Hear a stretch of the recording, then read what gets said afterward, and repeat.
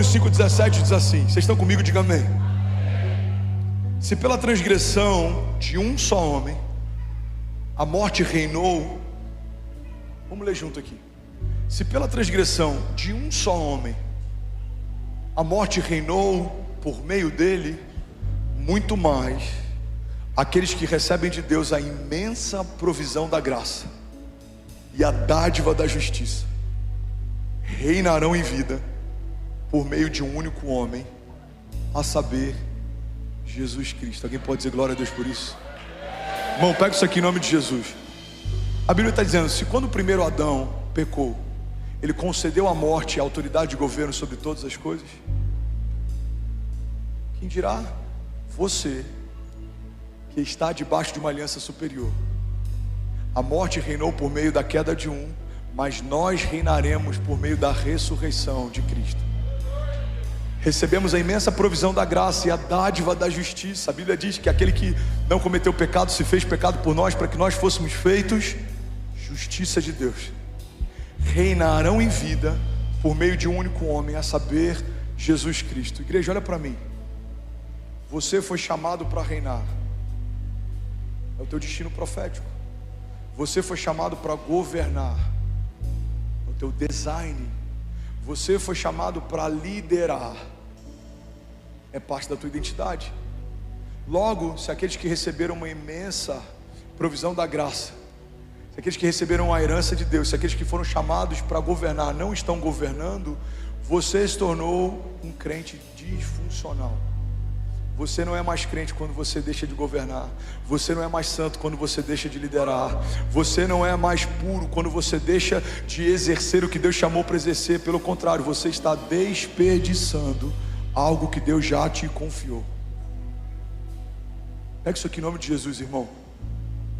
Isso não é uma pregação positivista. Isso é uma pregação coerente.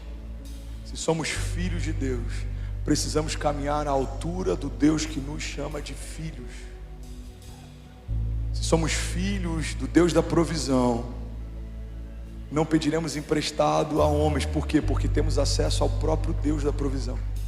Se somos filhos de um Deus que governa, governaremos. Se somos filhos de um Deus que é de geração em geração, os nossos filhos não se perderão. Seremos abençoados debaixo de uma bênção geracional. Os seus filhos e os filhos dos seus filhos e os filhos dos filhos dos seus filhos. Porque o Deus que servimos é um Deus de Abraão, de Isaac e Jacó. É um Deus de André, Kézia, Benício, Cecília e Chloe. É um Deus de Mateus, Raquel, Luísa. Eu não sei qual que é o nome da tua família, mas o Deus que te encontrou vai encontrar os seus filhos também, e os filhos dos seus filhos também, e uma geração contará a outra geração a grandiosidade dos feitos de Deus. Alguém comigo aqui, diga amém.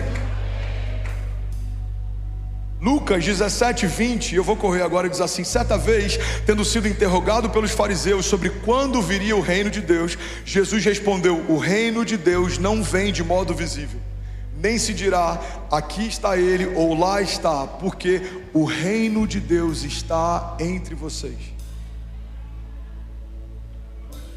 O reino de Deus está entre vocês. A cultura do reino não está estabelecida a partir apenas de princípios ou de regras ou de leis. A cultura do reino está estabelecida a partir da presença do rei. Se você tem as leis de um reino e segue os princípios de um reino, mas você não tem relacionamento com a presença do rei, você se tornou só religioso. Por que você não faz isso? Porque a lei de Deus não deixa. Por que você faz isso? Porque a lei de Deus me pede.